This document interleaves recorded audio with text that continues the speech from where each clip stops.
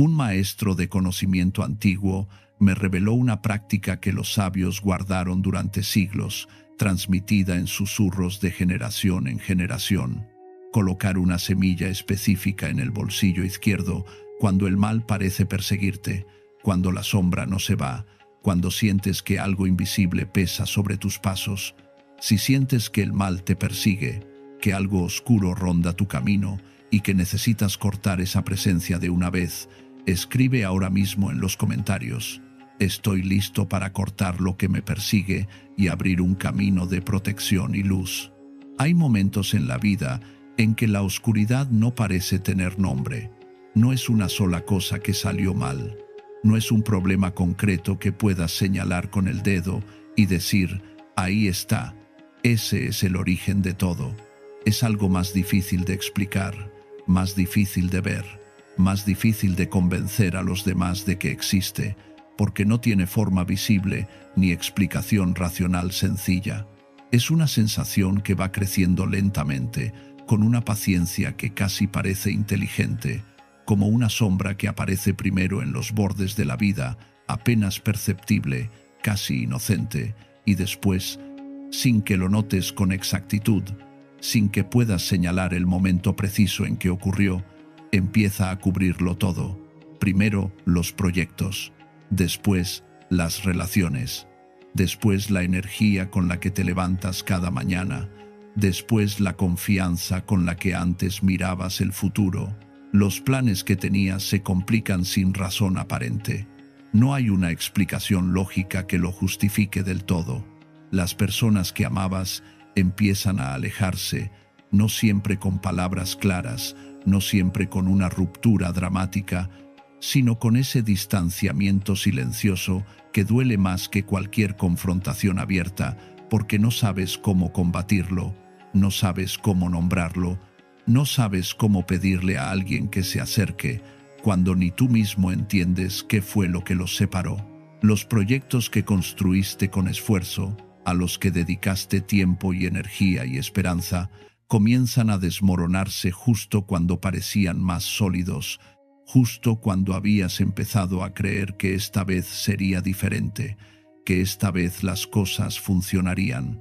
Y en el silencio de la noche, cuando todo está quieto y ya no hay distracciones ni ruidos que puedan tapar lo que sientes por dentro, aparece esa pregunta que da miedo hacerse en voz alta, esa pregunta que en el fondo llevas semanas o meses evitando, porque responderla con honestidad requiere admitir algo que la mente racional no quiere admitir. ¿Qué está siguiéndome? ¿Qué es esa sombra que no puedo ver pero que parece estar siempre ahí, detrás de cada tropiezo, detrás de cada puerta que se cierra, detrás de cada momento en que la vida parecía querer mejorar y de repente algo lo impidió? Los sabios antiguos conocían bien esa sensación. No la llamaban mala suerte, no la llamaban coincidencia, no la descartaban como producto de una mente ansiosa o de una imaginación que trabaja demasiado. Tenían palabras más profundas para describirla, palabras que hablaban de fuerzas invisibles que pueden adherirse a una persona, que pueden seguirla como una presencia constante, que pueden envolver su camino de una manera que hace que todo resulte más difícil, más oscuro, más pesado de lo que debería ser. Estas fuerzas, según los maestros del conocimiento antiguo, no siempre llegan de formas que podemos identificar.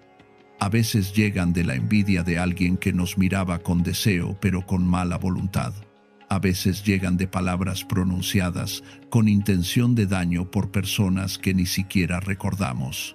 A veces llegan de lugares que nunca esperaríamos, de situaciones que pasaron hace tiempo y que creíamos olvidadas pero que dejaron una marca invisible en el campo espiritual de la persona. Y lo que más sorprendía a los maestros, lo que más les costaba explicar a quienes llegaban buscando ayuda, era que muchas veces la persona ni siquiera sabía cuándo había comenzado. El mal no siempre llega de forma dramática. No siempre llega en forma de evento catastrófico que puedas señalar como el punto de inicio. Con frecuencia llega de manera tan gradual, tan silenciosa, que cuando finalmente la persona nota que algo no está bien, la presencia ya lleva tiempo instalada. Ya ha tenido meses, a veces años, de actuar sobre el campo invisible de esa persona, y una vez que está ahí, puede quedarse, puede seguirte, puede pesar sobre tus pasos de una manera que hace que todo cueste el doble de lo que debería costar, que hace que las cosas que les resultan sencillas a otros a ti te resulten imposibles, que hace que el camino que para otros parece llano para ti siempre tenga un obstáculo más, una piedra más, un muro más que no estaba en el mapa.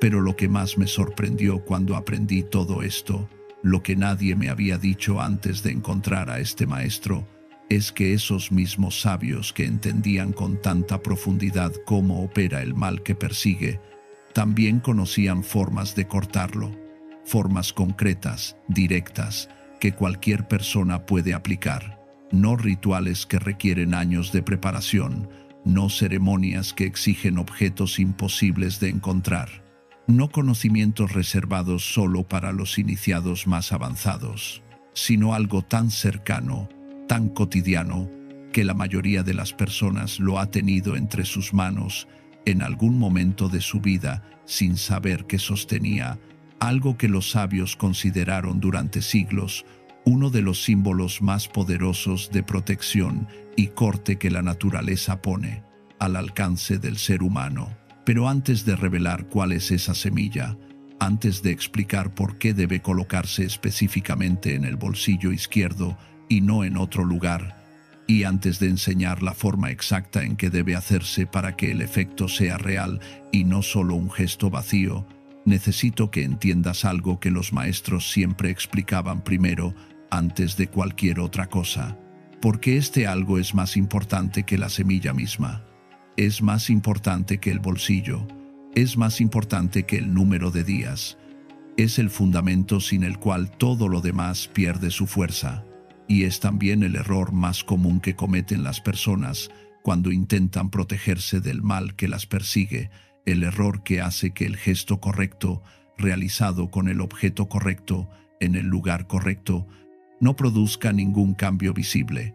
Si no entiendes esto primero, todo lo demás que te diga será incompleto, así que escucha esto con atención, para comprender por qué una semilla tan pequeña puede actuar como un escudo invisible contra el mal que persigue. Primero necesitas entender cómo los sabios de la antigüedad veían la naturaleza de ese mal.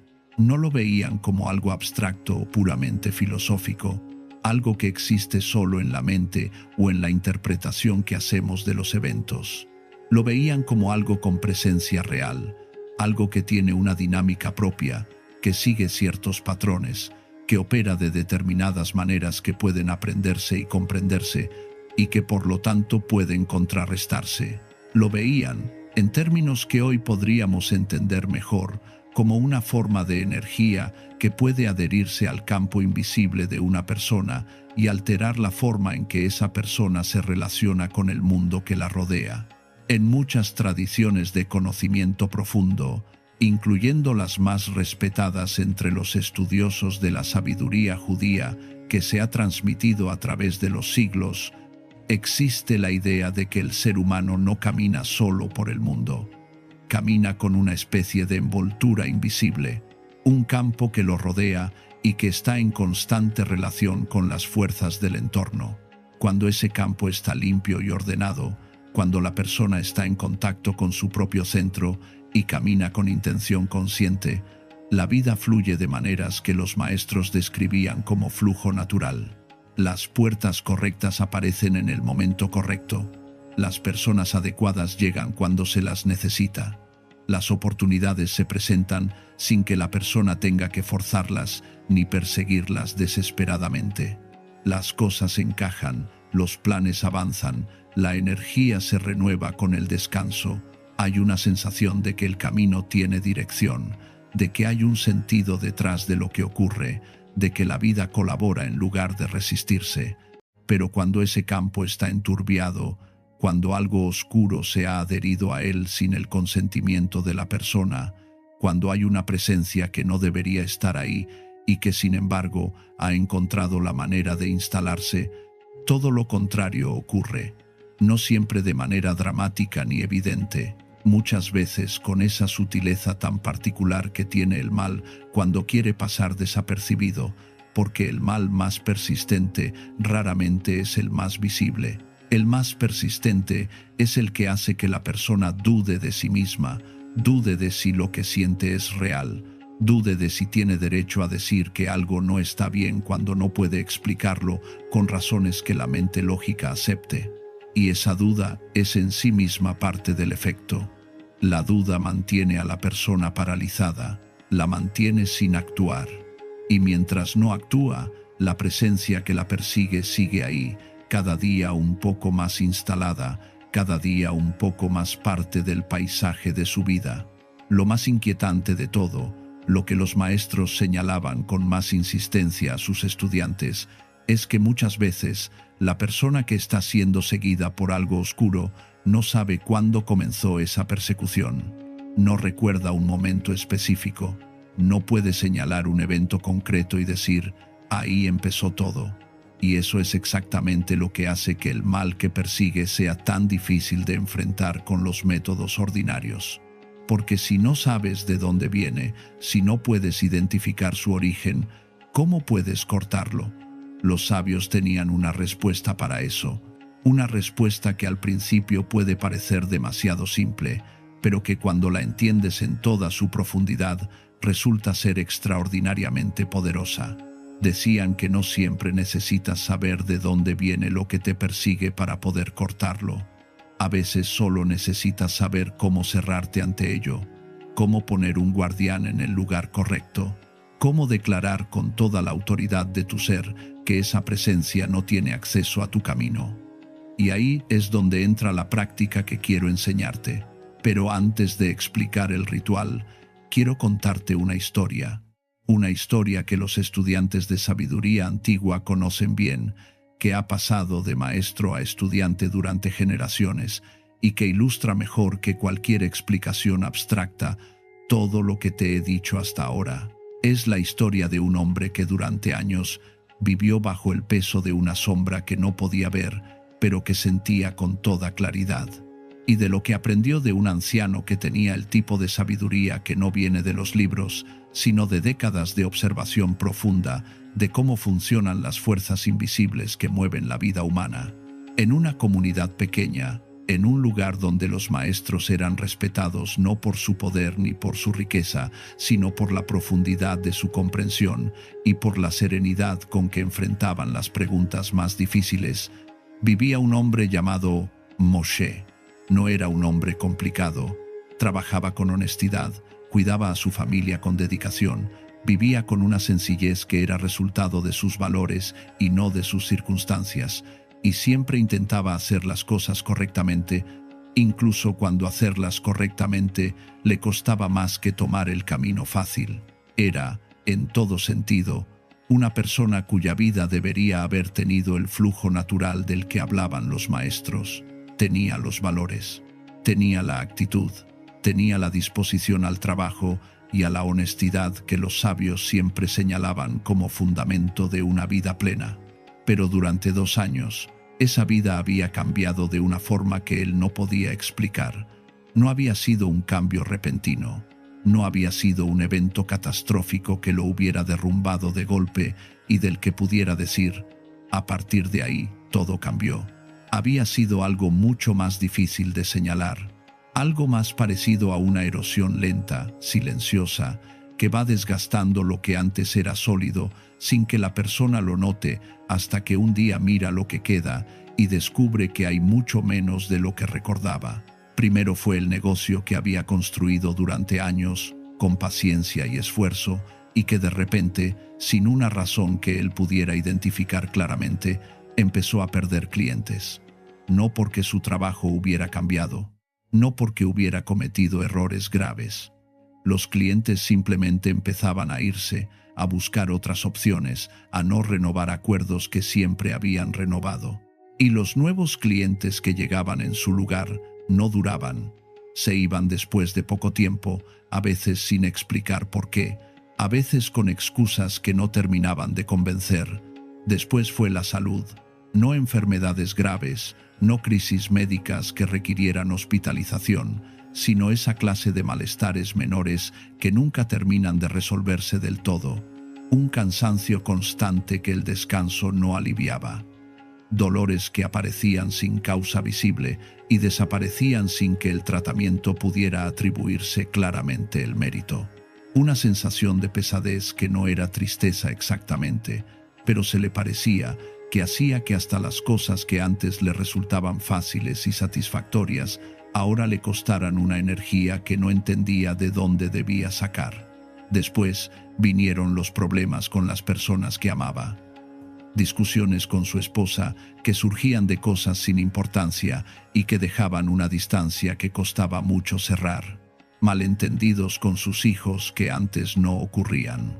Fricciones con amigos de toda la vida que de repente parecían no entenderle, que parecían estar en un canal de comunicación diferente, como si hubiera algo que impedía que las palabras llegaran con la misma claridad con que antes llegaban. Y con el tiempo, bajo el peso acumulado de todas estas cosas juntas, Moshe empezó a sentir algo que le resultaba muy difícil de nombrar, pero que era absolutamente real en su experiencia cotidiana.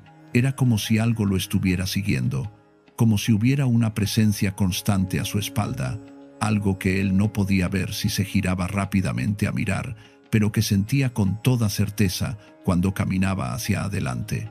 Algo que pesaba, algo que parecía estar ahí precisamente en los momentos en que él más necesitaba que no estuviera, en los momentos de tomar decisiones importantes, en los momentos de iniciar algo nuevo, en los momentos en que se paraba frente a una puerta que podría abrirse y necesitaba toda su confianza y toda su claridad para empujarla.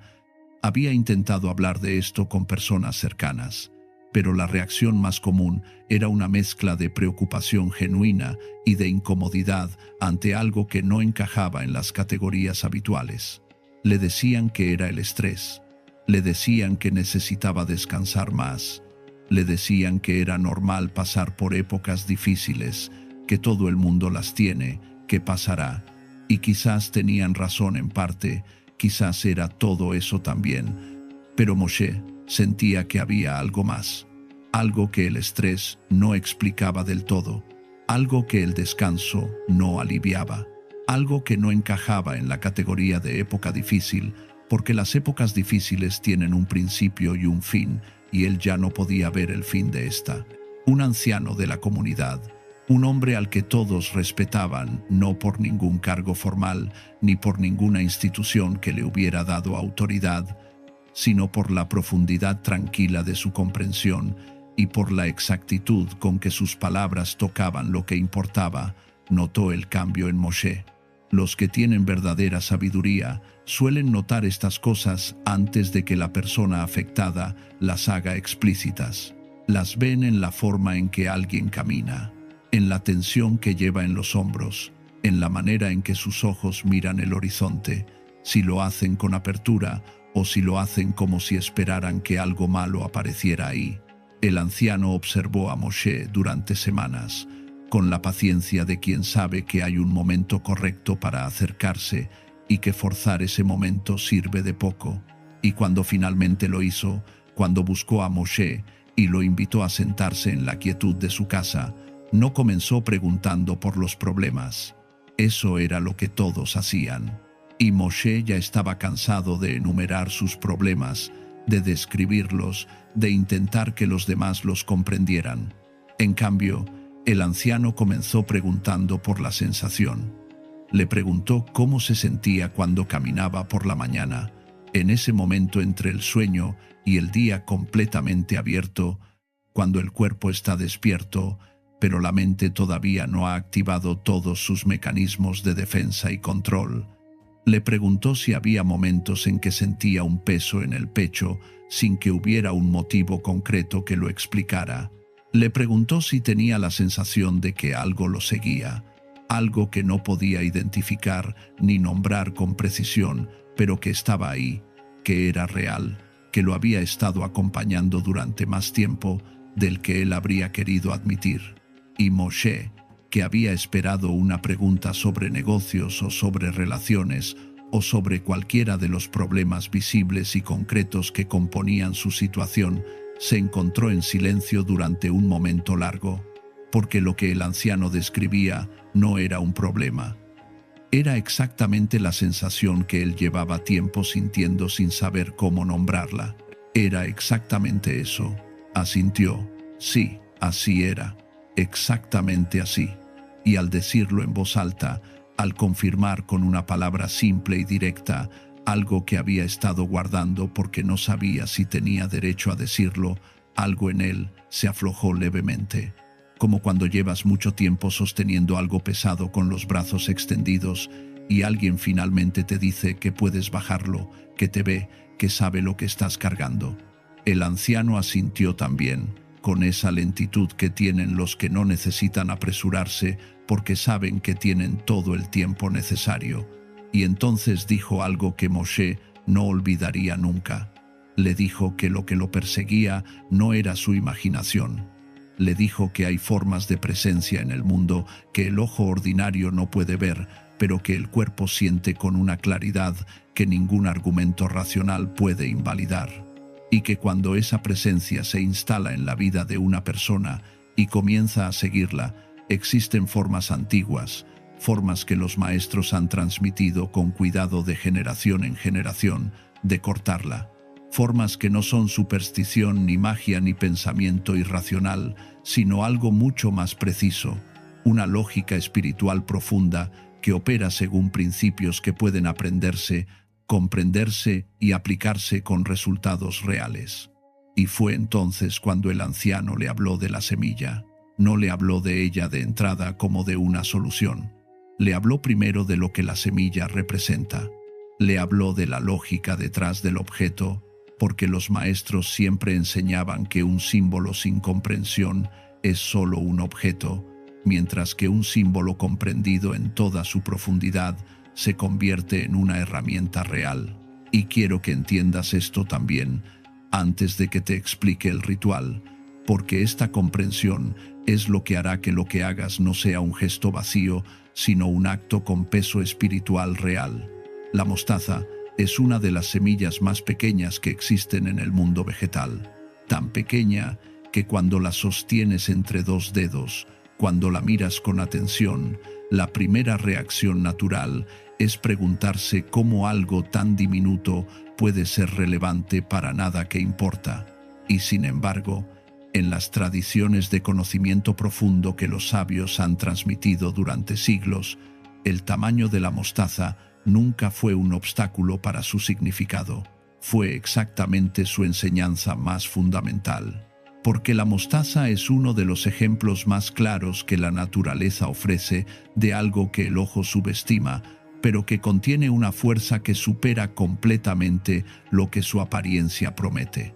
Una semilla tan pequeña que cabe con holgura en el hueco más pequeño de la palma de la mano puede producir una planta que crece más alta que cualquier otra hierba del jardín, que se extiende con una vitalidad que pocas plantas pueden igualar, que persiste y se reproduce con una tenacidad que desafía cualquier intento simple de contenerla. Ese contraste entre apariencia y fuerza real no era para los sabios un dato botánico irrelevante, era una lección. Pero hay más. Cuando la semilla de mostaza se aplasta, cuando se rompe esa envoltura exterior que la protege, lo que libera no es suave ni neutral, es un calor intenso, penetrante, que puede quemar la piel si el contacto es prolongado. Un calor que los sentidos perciben como algo activo, algo que actúa sobre lo que toca, algo que no se limita a estar presente, sino que interviene, que cambia lo que estaba quieto. Y los maestros del conocimiento antiguo veían en esa propiedad algo que iba mucho más allá de la química. Veían en la mostaza un símbolo de fuego controlado, el tipo de fuego que no destruye indiscriminadamente, sino que corta con precisión. El tipo de fuego que quema lo que no tiene derecho a quedarse sin consumir lo que sí pertenece al lugar. Por eso, en las enseñanzas transmitidas entre los que guardaban el conocimiento más profundo, la mostaza siempre fue vista como un agente de separación, algo que puede dividir lo que no debería estar unido, algo que puede establecer un límite claro entre la persona que lo lleva y lo que la persigue, algo que, cuando se coloca con la intención correcta sobre el cuerpo, actúa como una declaración silenciosa pero poderosa de que hay una separación entre lo que eres y lo que te sigue, entre tu camino y la sombra que ha intentado hacerse parte de él, entre tu campo invisible y la presencia oscura que ha intentado instalarse en él sin tu consentimiento. Pero el anciano fue muy específico también sobre dónde debe colocarse la semilla. Y esto no es un detalle secundario, es parte esencial de la práctica, en la comprensión que los sabios tenían del cuerpo humano y de su relación con las fuerzas espirituales que lo rodean. El lado izquierdo tiene un significado muy preciso y muy importante. El lado izquierdo es el lado por donde los desafíos entran. Es el lado de la prueba, del obstáculo, de lo que llega desde el exterior a poner a prueba la solidez interior de la persona. No se lo veía como un lado malo en sí mismo, porque los maestros sabían que los desafíos tienen su lugar en el desarrollo del ser humano, que las pruebas son parte necesaria del camino, que el obstáculo que se supera fortalece lo que sin él podría haberse quedado débil. Pero hay una diferencia fundamental entre el desafío que tiene propósito y la presencia oscura que no tiene ninguno. Hay una diferencia entre la prueba que viene a hacer crecer y el mal que viene a perseguir, a agotar, a cerrar puertas que no tendrían que cerrarse, a pesar sobre los hombros de alguien, sin ninguna razón que lo justifique ni ningún fruto que lo compense. Y el lado izquierdo, en el simbolismo antiguo que los maestros transmitían, es precisamente el punto de entrada de todo lo que viene desde afuera a tocar el campo de la persona. Colocar la semilla de mostaza en el bolsillo izquierdo es colocar un guardián en ese punto de entrada. Es poner en el lugar exacto por donde el mal que persigue busca seguir teniendo acceso a algo que tiene la propiedad natural de cortar, de quemar, de separar. Es decirle a esa presencia, sin palabras que el mundo físico pueda escuchar, pero con una intención que el mundo invisible sí percibe con claridad, que esa puerta tiene ahora un guardián, que ya no está abierta de la manera en que antes lo estaba, que hay algo que quema allí donde antes había un vacío que la sombra podía atravesar libremente. Entonces el anciano le explicó a Moshe con precisión la forma en que debía realizarse esta práctica. Y quiero que escuches esto con toda la atención que has tenido hasta ahora, porque cada paso tiene su razón, y entender la razón es lo que convierte el gesto en un acto de poder real y no en una simple imitación de forma sin contenido.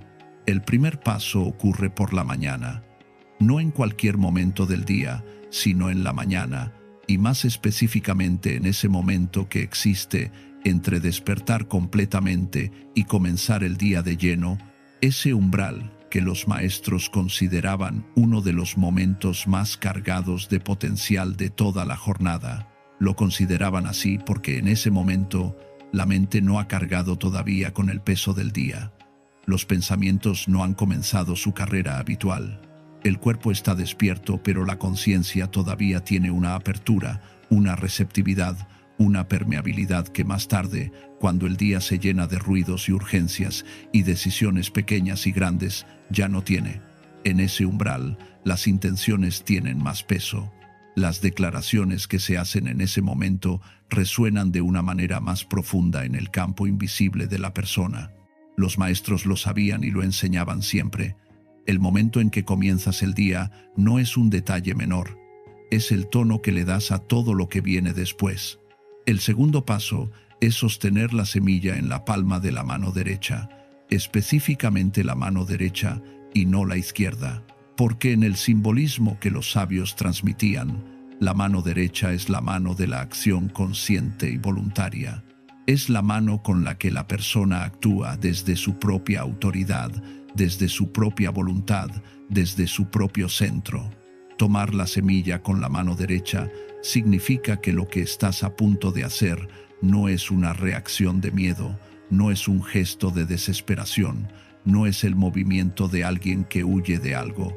Es la acción deliberada de alguien que sabe lo que tiene y sabe cómo cuidarlo. Esa diferencia, aunque parezca sutil, es fundamental para la lógica interna de la práctica. El tercer paso, el que el anciano enfatizó con mayor insistencia y que explicó con más detalle que cualquier otro, es el momento de quietud que ocurre mientras la semilla descansa en la palma de la mano derecha. En ese momento, la persona cierra los ojos, no para pedir, no para rogar que el mal se vaya, no para suplicar protección como alguien que cree que no tiene derecho a ella y debe convencer a alguna fuerza exterior de concedérsela, sino para hacer algo cualitativamente diferente y cualitativamente más poderoso. Declarar.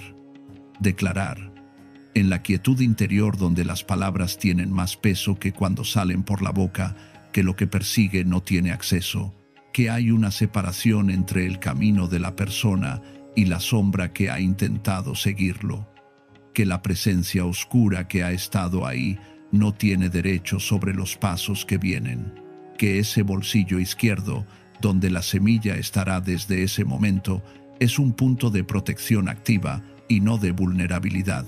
Los maestros siempre distinguían con mucha claridad entre dos tipos de actos que desde afuera pueden parecer similares, pero que por dentro son completamente diferentes.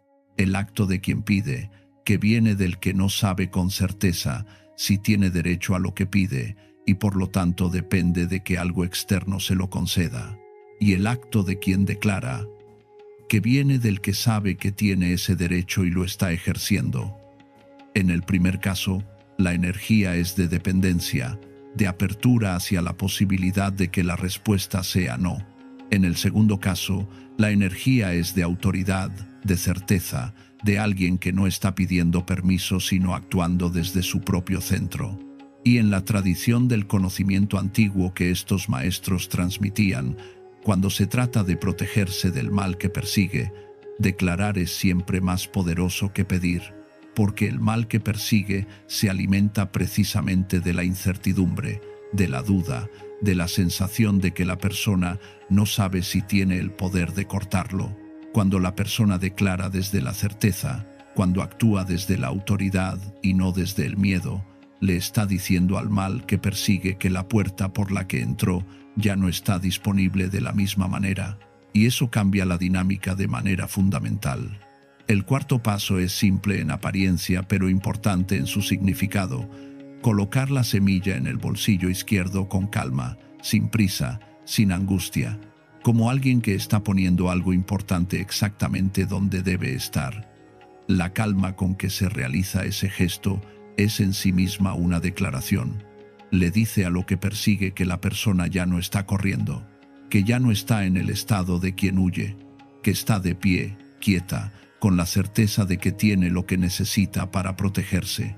Y el quinto elemento que el anciano explicó es el tiempo. La práctica debe repetirse durante 7 días consecutivos, no porque 7 sea un número misterioso sin sentido lógico detrás, sino porque los maestros entendían algo fundamental sobre la relación entre el tiempo y el cambio en el mundo invisible. Un acto realizado una sola vez puede tener impacto, puede ser el primer paso, puede abrir algo que estaba cerrado, pero un acto repetido conscientemente durante varios días seguidos tiene un efecto cualitativamente diferente. Crea un patrón, establece un registro en el campo invisible de la persona, le dice a lo que la persigue no que hubo un momento de determinación, sino que hay una decisión sostenida, renovada cada mañana, que no cede. Y esa constancia, esa persistencia tranquila y diaria, es exactamente el tipo de respuesta que el mal que persigue no espera y no sabe cómo manejar, porque el mal que persigue a una persona cuenta con que el miedo y la fatiga eventualmente hagan que ella baje la guardia. Cuando descubre que eso no ocurre, que hay algo que se renueva en lugar de agotarse, que hay un guardián que no se cansa, empieza a perder la adhesión que había logrado. El anciano también le dijo a Moshe algo que parecía pequeño, pero que resultó ser importante para la práctica. Si en algún momento de los 7 días la semilla se perdía o se dañaba, la respuesta correcta no era la angustia ni la preocupación. Era simplemente reemplazarla, con la misma calma con que se había colocado la primera vez, sin dramatismo, sin interpretar el incidente como una señal negativa, sin dejar que ese pequeño imprevisto contaminara la intención del acto, porque la calma con que la persona responde a los imprevistos también forma parte de lo que está declarando, también es parte de la autoridad que está ejerciendo. La angustia ante un detalle menor es exactamente el tipo de reacción que el mal que persigue busca provocar, porque la angustia abre de nuevo las puertas que la intención había comenzado a cerrar. Moshe escuchó todo esto en un silencio que no era pasivo, sino absolutamente activo. Escuchaba con esa parte de la atención que va más allá de los oídos, esa parte que reconoce cuando algo que escucha encaja con algo que ya sabía, pero que no sabía que sabía. No era que el anciano le estuviera enseñando algo completamente ajeno a su experiencia. Era más bien que le estaba dando palabras y estructura a algo que él había sentido en algún nivel, pero que no había podido articular. La sensación de ser seguido era real, la necesidad de un guardián era real, la comprensión de que el miedo no era la respuesta correcta, sino que había algo más preciso, algo más efectivo. También era algo que en algún lugar de sí mismo ya intuía, pero que nunca había sabido cómo convertir en acción concreta. Esa misma tarde, con el sol todavía alto pero comenzando ya su descenso hacia el horizonte, Moshe tomó una semilla de mostaza. La sostuvo en la palma de su mano derecha y la miró durante un momento, tan pequeña, tan aparentemente insignificante. Y sin embargo, en ese momento, mirando esa semilla con ojos nuevos, con la comprensión que el anciano le había dado, la veía diferente. No veía solo una semilla, veía un símbolo de la fuerza que no se mide por el tamaño. Veía un símbolo del corte y la separación.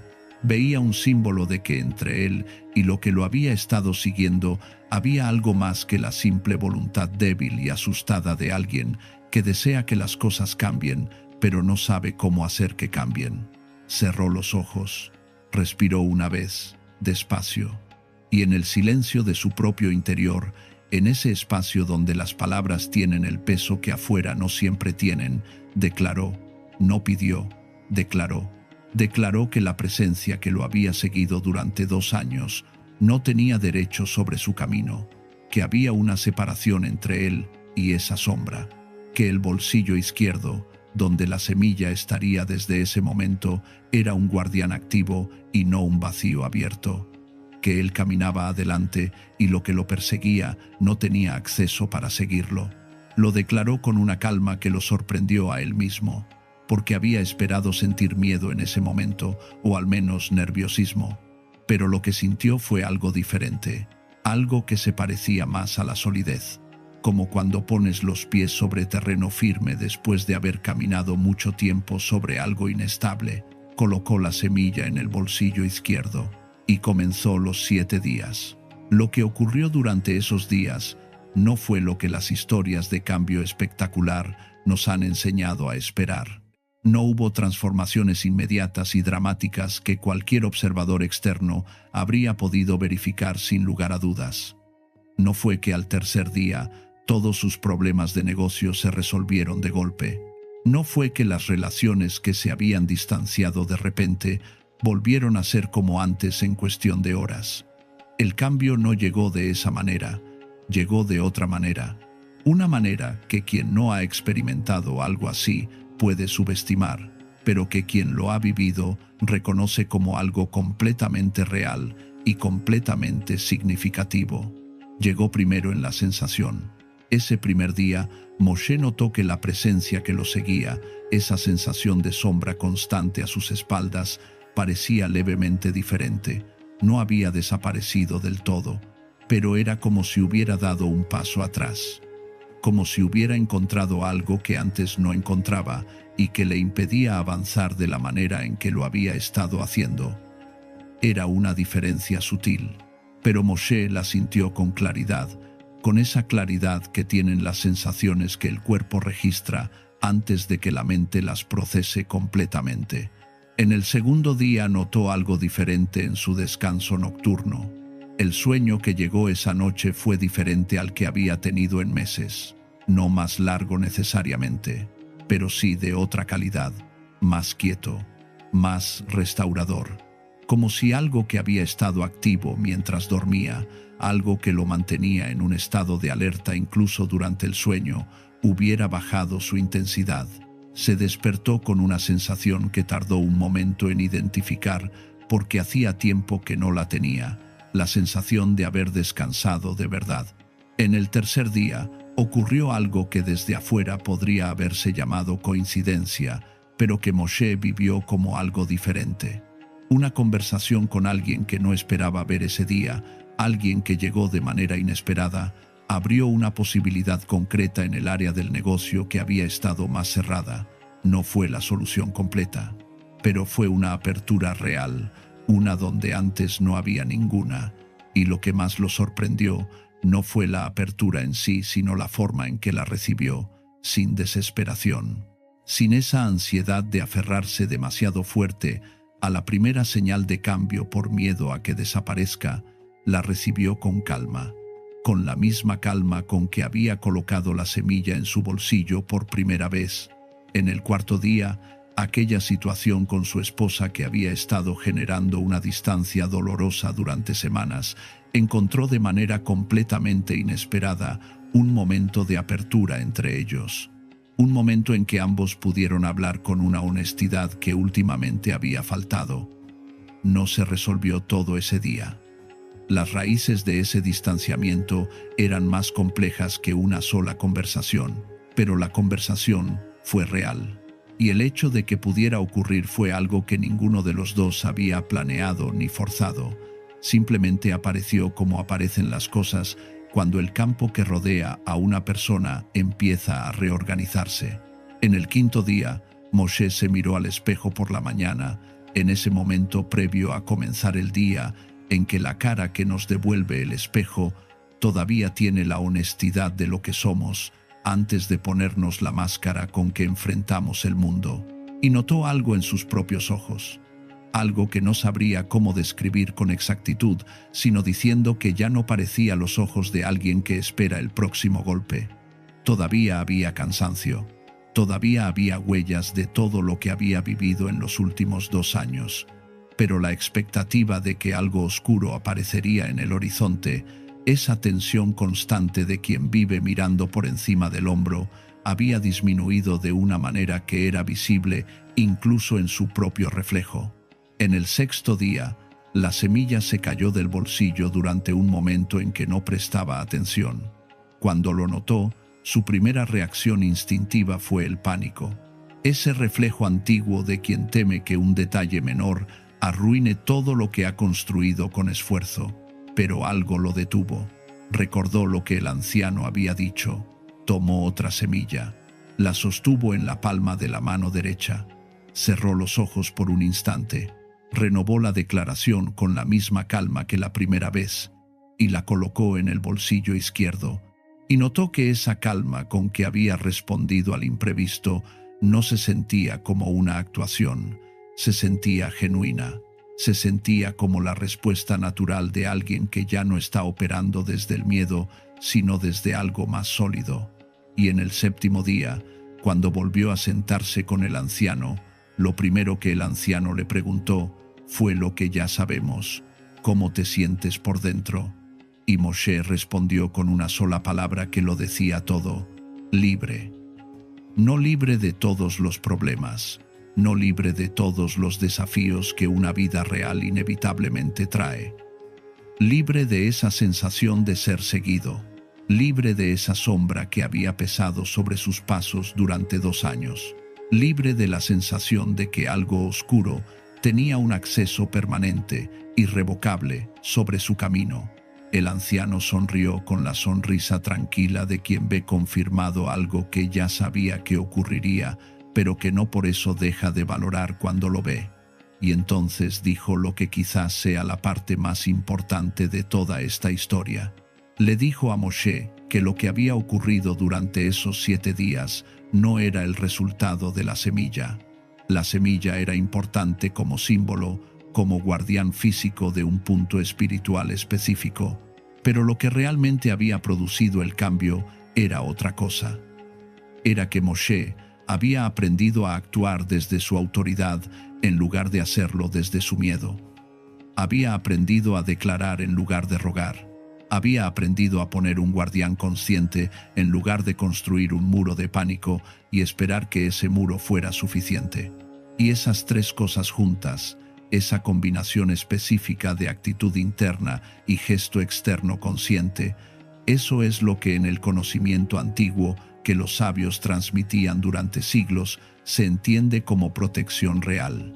No la protección que niega que el mal existe, no la protección que depende de que algo externo intervenga para salvarte, sino la protección que viene de saber quién eres cuando caminas, de saber que tienes el derecho y el poder de cerrar las puertas que no deberían estar abiertas, de saber que la presencia que te ha seguido no es más poderosa que tú, sino más persistente, y que la respuesta a la persistencia del mal es la constancia tranquila del bien.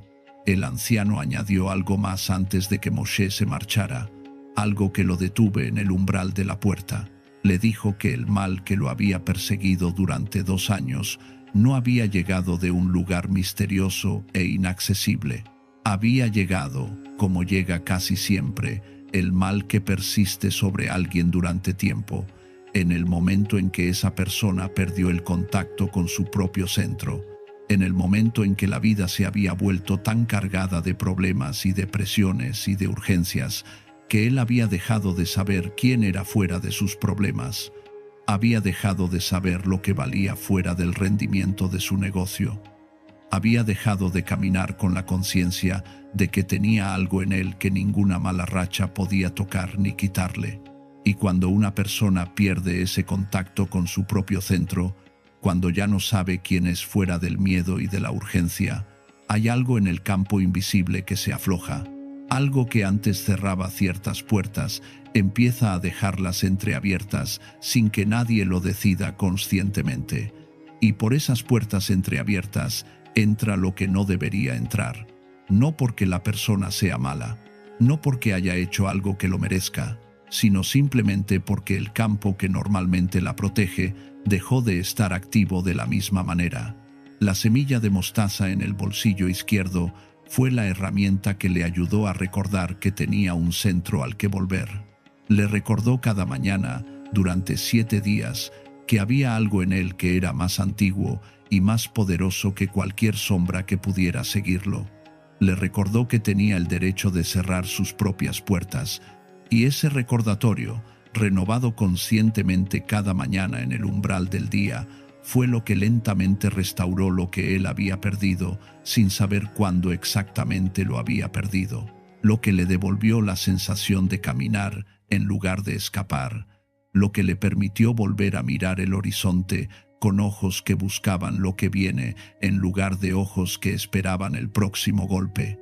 Cuando Moshe salió ese último día de la casa del anciano, el sol estaba bajo y las sombras eran largas sobre el suelo, pero Moshe las vio diferente, no como una amenaza, no como la extensión de algo oscuro que lo perseguía, solo como la manera en que la luz se comporta cuando hay algo entre ella y el suelo. Y en esa percepción simple y quieta, entendió algo que ninguna explicación, por más precisa que fuera, podría haberle enseñado de la misma manera. Entendió que el mal que persigue no siempre crece porque sea invencible. A veces crece porque nosotros le damos el poder de hacerlo al caminar como si ya nos hubiera vencido, y que el primer paso para recuperar ese poder no es un acto dramático ni un cambio espectacular.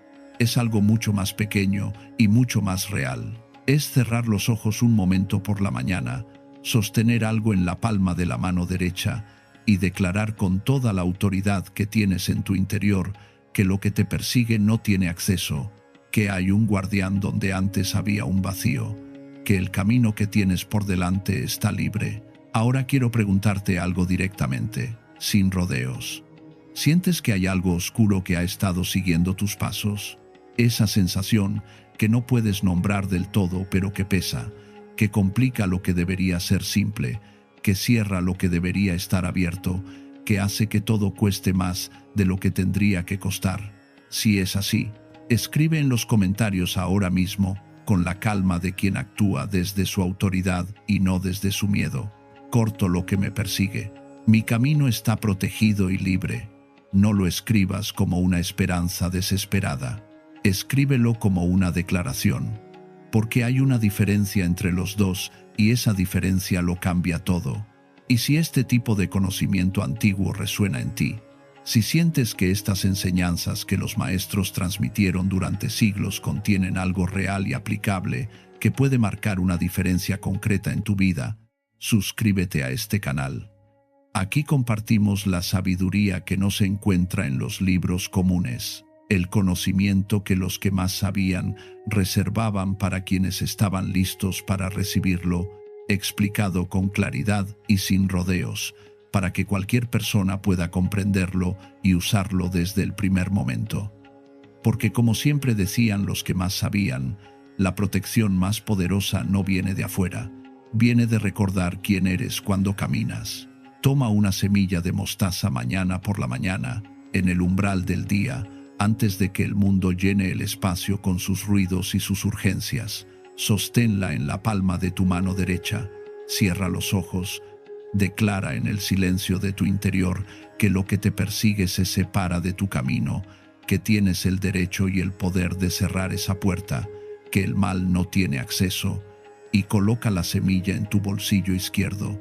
Hazlo durante 7 días y observa, con la misma calma tranquila con que Moshe empezó a observar su propia vida, lo que comienza a cambiar.